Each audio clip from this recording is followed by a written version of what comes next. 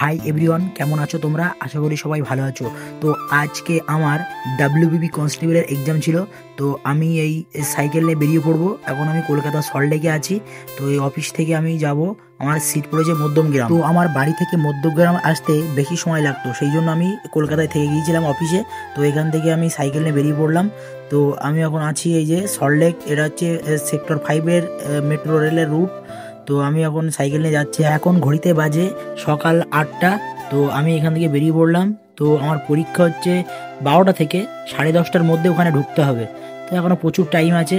তো এখন যাচ্ছি সাইকেল চালাতে চালাতে। তো এখান থেকে যাব বিধাননগর স্টেশন। তো দেখতে দেখতে চলে আসলাম বিধাননগর স্টেশন। তো সকালে ভালোই ভিড় হয়েছে। রবিবারে এত ভিড় হয় না, যেহেতু আজকে এক্সাম আছে সবার, সেই জন্য এত ভিড়। বলতে বলতে ট্রেন চলে আসলো। তো আমি এই ট্রেনে করে যাব মধ্যমগ্রাম। তো দেখতে দেখতে চলে আসলাম আমি মধ্যমগ্রাম স্টেশন। তো এখান থেকে আমার যেতে হবে অটো স্ট্যান্ডে। তো এখান থেকে অটো স্ট্যান্ডে যাচ্ছি। তো এখান থেকে অটো স্ট্যান্ডে গিয়ে অটো ধরে যেতে হবে আমাকে গুস্তিয়া ক্ষেত্রনাথ হাই স্কুল।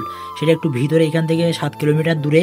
তো আমি ফ্লাইওভারের নিচে দিয়ে হাঁটতে হাঁটতে সামনের দিকে যাচ্ছি, অটো কি টোটো কিংবা পাই।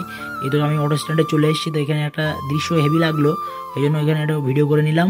তো এখান থেকে আমি যাব গুস্টিয়া। প্রথমে ভেবেছিলাম আমাকে একা একা যেতে হবে। তো তারপরে দেখলাম যে একটা বন্ধু যাচ্ছে। তো আমার বন্ধুর সাথে দেখা হয়ে গেল। তো এখান থেকে একটা অটোয় উঠে গেলাম। অটোয় উঠে এবারে সামনের দিকে যাচ্ছি। তো বন্ধু আর আমি এই যে বসে আছি, দেখো অটোয় অটোয় বন্ধু একটু একটু হাই করে দিল।